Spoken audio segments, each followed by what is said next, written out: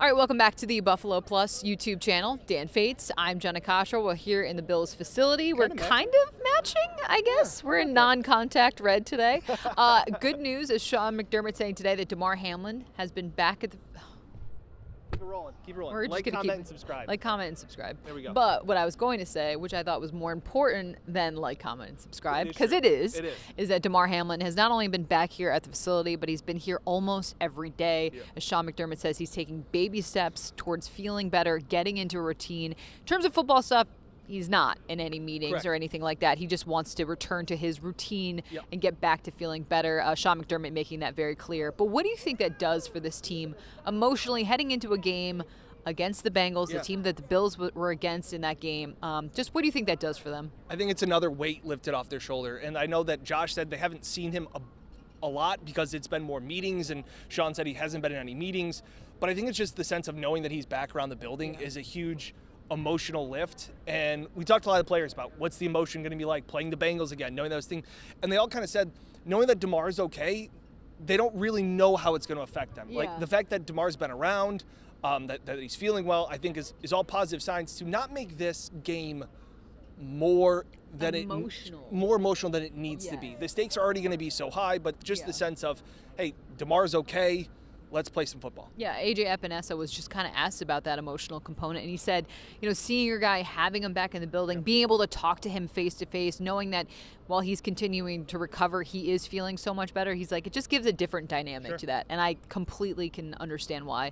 One of the other questions I feel like a lot of people were asking today was, you got to face off against the Bengals for a little bit of time, obviously in that first quarter. Like, can you draw anything from that experience? But it really seemed like these guys were like, yeah, I mean, not really. They said 8 plays. The defense was like, yeah, it was 8 plays. Like, what, no. Like, it was their first time. We went into this game, that Monday night game, saying this is the first time the Bills were going to face Joe Burrow. Yeah. And, was asked, Jordan Poyer was asked, you got live reps against him. It wasn't just on film. Because we've heard other guys say they're faster in the field than they are in the film. And they were like, nah, it was like 8 plays. Like, we didn't really. Offensively, they only had 1 possession. So, like, I really don't know how much there is. Sean McDermott's talked about doing a whole new game plan. Was asked that it was only 3 weeks ago. How much can really change? Yeah. I think it's going to be a delicate balance, and I think that's a tough game to really gauge heading into this one.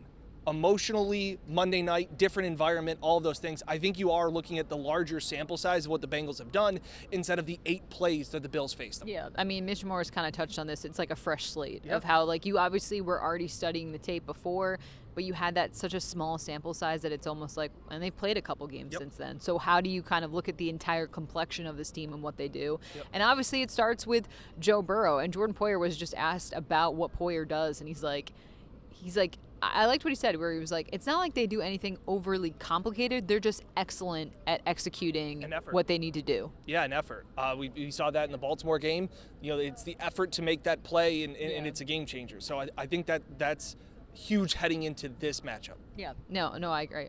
For you, I mean, how do you feel like this Bills defense, which we know the secondary is a little bit beaten up going into it, Micah Hyde will not be out there. How do you think they kind of try to counteract such a high-powered offense when you talk about the weapons that Joe Burrow has and Jamar Chase and guys like that? Field goals are good. Like, field goals are fine. Like, if you can hold them out of the end zone, I think that's what you're trying to do. It's a bend but don't break, and that's something that this Bills defense has been good at historically, it seems like, under Sean McDermott. I go back to this, and I know some people have been in the comments saying, well, the Bills defense gave up 31 points to Miami and a third-string quarterback. That's just not accurate. They really gave up 24, and of those 24 points, they were given a short field by a kickoff out of bounds, a poor punt return, and an interception return. Like, the Bills defense, I thought, was outstanding against Skylar Thompson, and those weapons. I know it's Skylar Thompson, but he still put the ball in some places, and I thought Trey White stepped up. I thought Kyrie Elam, really good pass coverage that I was equally worried about after the New England game. I feel better about after Miami's game, because don't look at the 31 points. And they're going to need that. We talked about this again.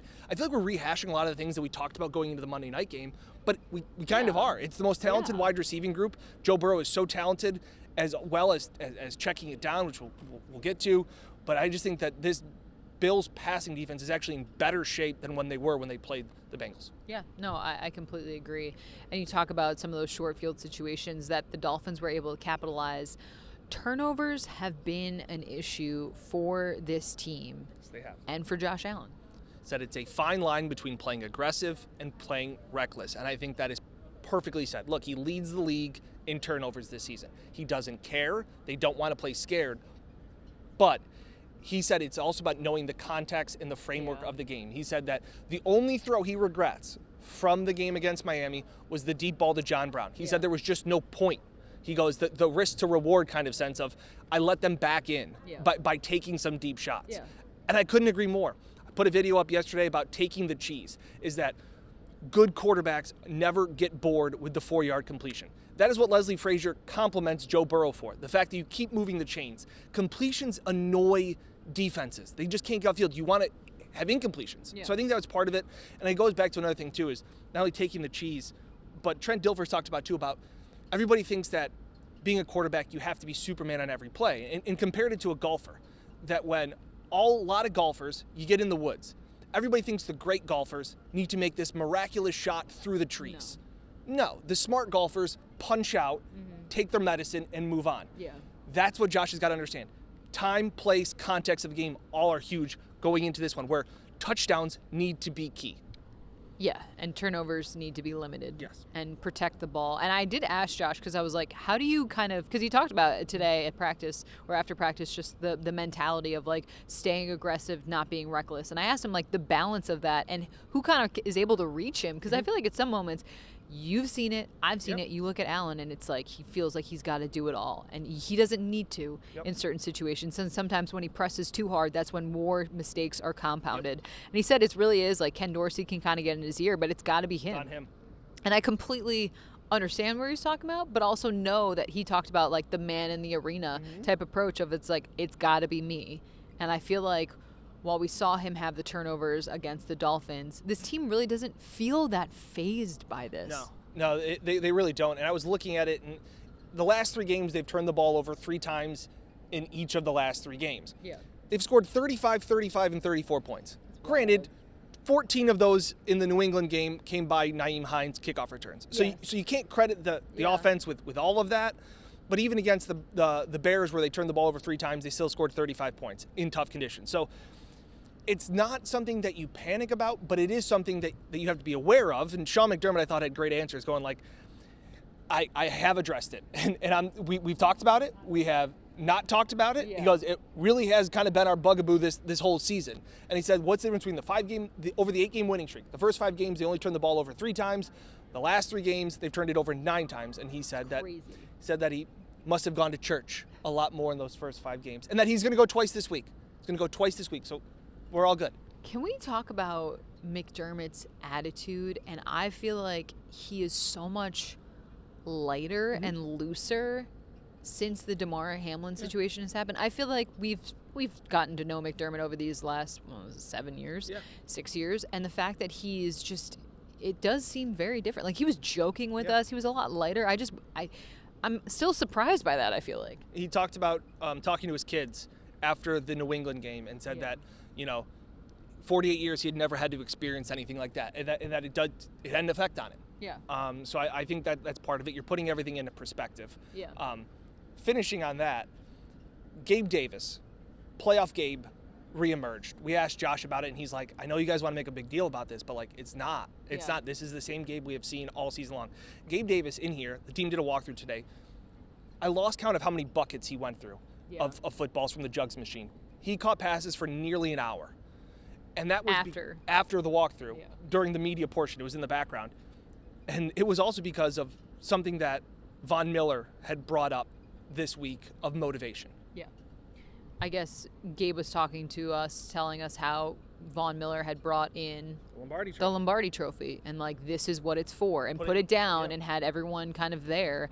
And I think that for any guy is obviously going to stick and stick in your mind, be a motivator, all these things. Gabe also said that his mom wrote him a note, a letter talking about, the 9-year-old Gabe Davis and what that means to see him out on the field.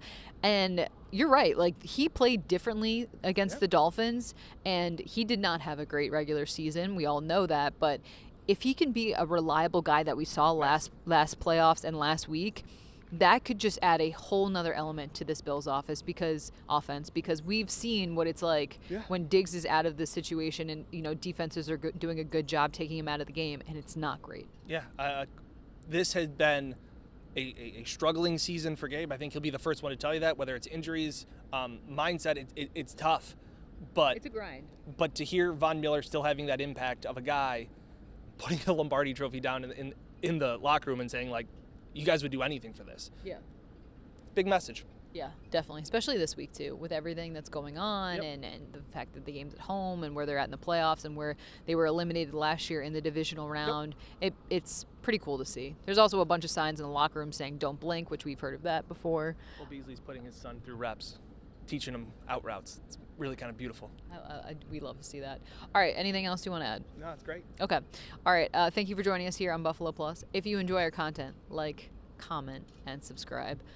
We thank you for joining us. And again, we have merchandise. We have a bunch of stuff, really cool hoodies, some shirts, some merch, some coffee mugs. I forgot the word for coffee mugs, so that's good. Hats, beanies, you name it, we probably have it. We have shirts for kids. If you have a young Buffalo Plus fan. We're going to wrap up here. All right, for Dan, I'm Jenna. We'll talk to you later. Thanks for watching Buffalo Plus.